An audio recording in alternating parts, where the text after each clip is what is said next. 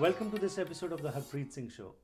ਅੱਜ ਦੇ ਸੈਗਮੈਂਟ ਵਿੱਚ ਅਸੀਂ ਗੱਲਬਾਤ ਕਰਾਂਗੇ ਰਮਨਾ ਜੀ ਨਾਲ, ਜਿਹੜੇ ਸਾਡੇ ਮਹਿਮਾਨ ਨੇ, ਭਾਰਤ ਤੋਂ ਇੱਕ ਸਪਿਰਿਚੁਅਲ ਟੀਚਰ ਨੇ।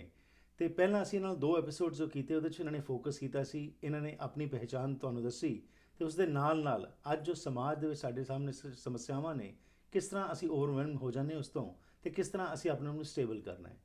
ਇਹਨਾਂ ਨੇ ਜੋ ਇਹ ਕਿਤਾਬ ਲਿਖੀ ਹੈ ਦ 7 ਸਟੈਪਸ ਟੂ ਰੈਡੀਕਲ ਅਵੇਕਨਿੰਗ, ਇਸ ਵਿੱਚ ਇਹ ਇਹਦੇ ਬਾਰੇ ਗੱਲਬਾਤ ਕਰਦੇ ਨੇ। ਸੋ ਅੱਜ ਇਹਨਾਂ ਕੋਲੋਂ ਜਾਣਕਾਰੀ ਲੈਣੇ ਕਿ ਕਿਹੜੇ ਉਹ 7 ਸਟੈਪਸ ਨੇ ਜਿਹੜੇ ਕਿ ਅਸੀਂ ਵੀ ਅਪਣਾ ਕੇ ਆਪਣੇ ਆਪ ਨੂੰ ਗਰਾਊਂਡ ਕਰ ਸਕਦੇ ਹਾਂ। ਸਵਾਗਤ ਕਰਦੇ ਹਾਂ ਰਾਮਨਾ ਜੀ ਦਾ। Welcome to the programme. Thank you. Thank you very much. So 7 steps to radical awakening. First of all, to awaken yourself, in the last episode we just focused and touched about the basic things, like for example, if you are overwhelmed by something, give yourself some time, stop for that moment, and then do some introspection. That's what you were trying to say. So when we talk, that's the first step, because situations will continue to arise, circumstances are not going to change, but how we react to them or how we act on them is what makes all the difference. So now when we talk about the transformation, what kind of transformation are you talking about, Ramana ji, and how about those 7 steps which you would like to take on this journey today as to what to do? What's the first step? Well, we talked about stop Right. in the last segment, which is, and I want to go a little bit more into the first step and what actually happens during that stop step. Mm-hmm. As I mentioned before, one thing that let's just do this together, actually, Right, sure. and maybe your audience can also do this with Sure. us. As we're talking right now, what I'd like you to do is I'd like you to not only notice that there is you and I talking to each other, but I'd like you to notice that and just start feeling the sense that we are these two bodies are actually in a space, right? Mm-hmm. So if you could just do that right now, just get a sense of there's 2 bodies, but there is like a consciousness or a awareness that you need aware of that is kind of noticing the 2 of us speaking, as if you as a sense of yourself spreads out, Okay. as large as the room right now. Mm-hmm. And if you get a sense of that, how does that change or shift the interaction that's happening between the 2 of us right now? Just if you can just tell me right now. Yeah, what does it feel like? I feel more satisfied. I feel more grounded. I feel more comfortable. Right. Now, you see, there's no mistake, because everyone says, I feel more peaceful, I feel more myself, I feel more comfortable. What's really happening is it's like our consciousness is trapped inside of our body, which actually gives us a sense that I, me, and mine. Mm-hmm. And that really gives a sense of God is outside of us, right? So what if God were not just this thing that we pray to on the outside, but is actually a living force that was surrounding us right now? Mm-hmm. That is what you're getting in touch with. It's like that separate sense of self that's trapped inside of the skin, or kind of what's called, the true self, as pure perceiving awareness, is spreading out. So just in that first step, that is the first step, Right. is become aware of the space around what's happening between the objects. And just in doing that, you will discover yourself more as this consciousness itself. Mm-hmm. So again, if that kind of realization comes in us, when we start thinking that some force is around us, like for example, I'm talking to you now, I'm just an instrument, there is something behind which is making me talk, making me think. Yes, exactly. And otherwise the other aspect is, I'm the one who am doing this interview. So you're saying that from I to we concept, we need to include that into our life. And the first step really is just bringing the awareness of simply what is being aware of the awareness that is perceiving these objects. Okay. Now, the interesting thing is, now it doesn't work really as well when we're kind of in the middle of something, you know, like when we're in the middle of an argument with our wife or something, you know. It's like we're too much kind of contracted in it. So I used to study Aikido. It's a Japanese martial arts, and it's based on sword work. Right. And in Aikido, they say that you, and it comes back, it goes to the samurai days, right? And they say that a samurai does not practice his moves on the battlefield. Right. So the sword move here is just in your daily life when things aren't going on. You Right. start getting the sense, because the more you do that, you'll find out that it is reliably there all of the time. So then your sword works together. So Right. you're bringing that space into your conflict. So what you're saying is that try to incorporate this, make it as a habit, Yes, not that's a just good when word. some situation arises and then you start trying to follow this. In every situation, try to start using Yeah. this, that you are surrounded by some force which is guiding you, which is looking upon you. That's very good. Exactly. Wonderful. And why wouldn't you want to do that? Absolutely, right.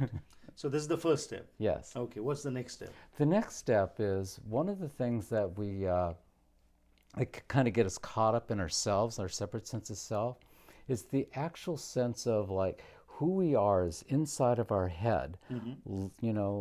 As if here this is me looking from the middle of my head out the eyes. Right. This is the step I talked about that worked with my mother. All right. It is in the middle of our head because one way of looking at it, and my background is in transpersonal psychology, and in transpersonal psychology they talk about how when the infant is born, there's a developmental step where before this developmental step, they say that the infant in the first few months of its life is merged with its environment. Right.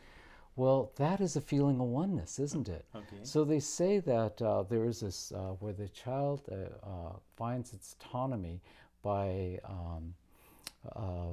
individuating for its environment. Okay. So in terms of what happens with our natural consciousness that's spread out everywhere, that moment of individuation is all of that consciousness is sucked inside of the skin. So now the infant says, I'm here and this is me, where it didn't have that sense before, right?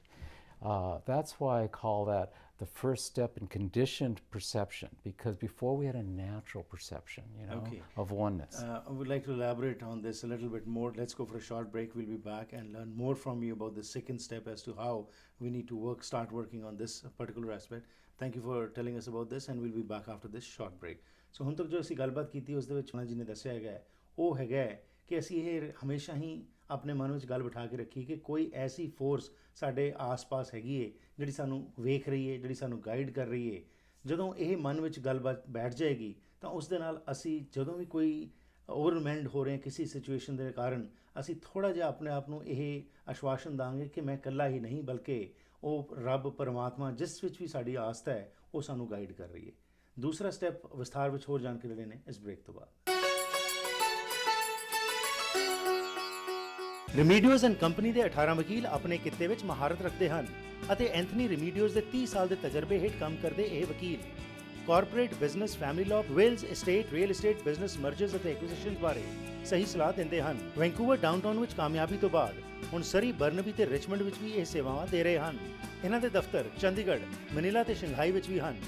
ਛੋਟਾ ਹੋਵੇ ਜਾਂ ਵੱਡਾ case, ਯਾਦ ਰੱਖੋ ਰੈਮੀਡੀਓਜ਼ and company fees ਬਹੁਤ ਵਾਜਬ ਲੈਂਦੇ ਹਨ। 6046491555।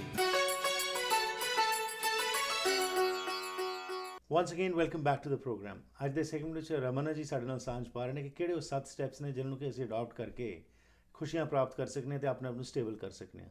ਇਹ ਸਾਡੇ ਪਰਸਪੈਕਟਿਵ ਤੇ ਡਿਪੈਂਡ ਕਰਦਾ ਕਿ ਅਸੀਂ ਕਿਸ ਨਜ਼ਰੀਏ ਨਾਲ ਕਿਸੇ ਚੀਜ਼ ਨੂੰ ਦੇਖਦੇ ਹਾਂ। ਪਹਿਲਾ ਸਟੈਪ ਇਹਨਾਂ ਨੇ ਕਿਹਾ ਸੀ ਜੇਕਰ ਕੋਈ ਸਮੱਸਿਆ ਆਏ ਤਾਂ ਉਸ ਸਮੇਂ ਰੁਕ ਜਾਓ। ਕੁਝ ਦੇਰ ਲਈ ਜਦੋਂ ਤੁਸੀਂ ਰੁਕੋਗੇ ਤਾਂ ਉਸ ਤੋਂ ਬਾਅਦ ਤੁਸੀਂ ਇੱਕ ਵੱਖਰੇ ਨਜ਼ਰੀਏ ਨਾਲ ਕਿਸੇ ਚੀਜ਼ ਨੂੰ ਦੇਖੋਗੇ। ਹੋਰ ਅੱਗੇ ਕੀ ਕੀਤਾ ਜਾਏ ਆਓ ਇਸ ਸੰਬੰਧ ਵਿੱਚ ਹੋਰ ਜਾਣਕਾਰੀ ਲੈਂਦੇ ਹਾਂ। Yes, Mr. Ramana. So the second step, what is the second step? You were just touched before the break. Right. Actually, I would like to kind of condense some of them together because Sure. they all kind of have a theme. So the next few steps are all about getting a sense of how is it that God would be looking through our eyes, right? And one of the ways I like looking at it is if we can imagine that our personality is like a mask, right? It looks just like our face, right? And behind that mask is like the person who we think we are as that mask. But what would happen is if we went even further behind that to get a sense of how is it that God would be sensing and feeling through us, right? there's, like I mentioned before, my mother feeling like it was Jesus looking through her eyes, right? It's more a matter of getting a sense of just, for like we said before, stop. Right. And then get a sense of we're just, our personality is just a mask. Right. And then let's say that that our wife is mad at us because we're not taking the garbage out, right? And that's her responsibility, and Right. she's got her thing. But really, that is her mask. So we start looking at, there's my mask and her mask, but instead of stopping is going beyond the mask to mask relationship, Right. and going into a sense of how God is looking through my mask, Okay. and how God is looking through her mask, Right. and we connect together at this kind of God place, you know. So it's beyond the masks. Wonderful. Great. What's the third step? Well, that's kind of like the second and third step. Right. Okay. The fourth step is not just getting a sense of, it's an expansion of the first step. Because Right. remember, our first step was here we are, and here's this larger sense of space, right? That is like God observing us from another perspective. Right. Now, the next couple of steps are about getting the scope of how big we're really talking about. Like, for instance, not only are you and I sitting in this room, the space of this room, but since we are like these points on a planet that is surrounded by infinite space, Right. you could say that these two bodies, where are these bodies? These bodies are in the body of God, Right. which is immense. So if you can get a sense, the way that I like kind of having people get a physical sense instead of just a mental concept, because everything has to be experienced, not Right. just thought about, Absolutely. right? So if we can just, if you and other people who are watching can get a sense of what's around us right now is this infinite body of Yeah. God, and just feel ourselves in that. Mm-hmm. That is the next few steps, which is Okay. kind of getting a sense of it. Just we are part of that. We're not separate from that largeness. Right. Right. So as you get a sense of that right now, of not just being the space of the room, but it actually is going further out. Right. What does it feel like to you in the moment? Oh, absolutely. To believe in that sense of oneness, that's what you were Yes, saying. Instead of exactly. considering ourselves to be aloof from that entity, we are considering ourselves to be a part of that. Right. Right. And actually experiencing it by expanding our awareness out Absolutely. large enough to actually feel that. Right. So once you have that kind of feeling, of course, your perspective will change about any particular thing, and then you won't be much overwhelmed by what's happening and what is making you do that particular thing. Yeah, I do want to say too that how it actually works is usually when we're upset about something or stressed about something, it feels very condensed. Right. You know what I mean? So sometimes when I was working as a psychologist, sometimes when I was working with people who had post-traumatic stress disorder, and they would have all of this trauma come up in a big way, much more than just an argument. I mean, Right. they're like back in the war zone or something, right? So the feelings, what I ask them to do is just imagine that they're taking those feelings into a large open space where Right. it could disperse out into, Okay. and even say, it's a wide open field where there's wind that's blowing, and there's lots of space to feel it. Right. What would happen was the trauma would just like start settling down because it wasn't so contained anymore. Right. So my suggestion would be, why not do that with every situation that we're in Absolutely. Great. that has any stress to it? Right. Just have a place for it to disperse out into. Wonderful. What are the other few steps which are left in the 7-step journey by which we Yeah. do not get overwhelmed? Well, another step is handling thoughts, because our thoughts are oftentimes our problem, right?